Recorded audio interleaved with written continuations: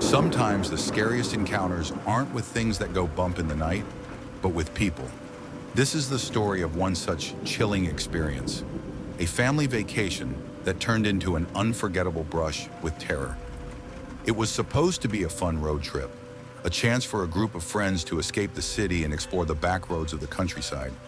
The air was filled with laughter, music, and the excitement of adventure. But then, as dusk crept in, their car began to sputter. The engine died completely, leaving them stranded on an empty road, miles away from the nearest town. With no cell signal and no sign of help in sight, they decided to set off on foot, hoping to find a house or a passing car. After what felt like hours of walking, they spotted a light in the distance, a farmhouse glowing faintly under the darkening sky. Relief washed over them as they approached, hoping to find someone who could help. An older man opened the door, his expression unreadable. Behind him stood a woman and a child, both staring at the group without a word. The family looked off. Their clothes were dated, their faces gaunt, and their eyes seemed to pierce through the visitors. Still, they invited the group inside, offering them a place to sit while they called for help. But something about the house felt wrong. The air was heavy, the walls adorned with strange, faded photos of people who seemed long gone.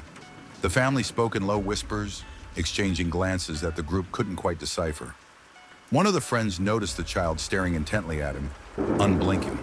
He tried to smile, but the child's expression remained eerily blank. As the minutes dragged on, the group became increasingly uneasy.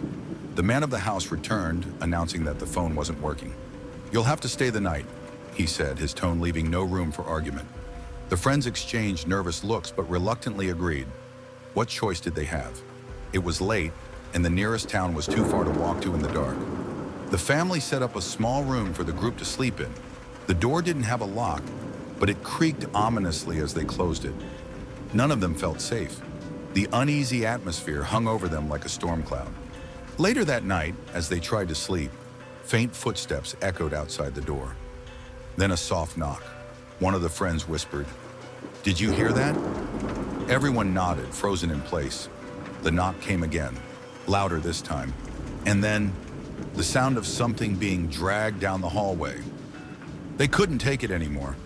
Grabbing their belongings, they decided to leave. Quietly, they opened the door and crept out into the hallway, avoiding the creaking floorboards. The house was eerily silent, the family nowhere in sight. As they reached the front door, they saw something that chilled them to the bone. A photograph of their group sitting in the very room they had just left. The photo looked old, as if it had been there for decades. They bolted out of the house running until their lungs burned. When they finally reached the road, they flagged down a passing car and explained everything. The driver looked at them, confused.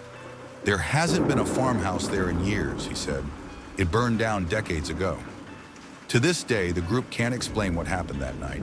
The family, the photograph, the strange whispers, they all haunt their memories. Sometimes it's not the dark you should fear. It's what waits for you when you least expect it.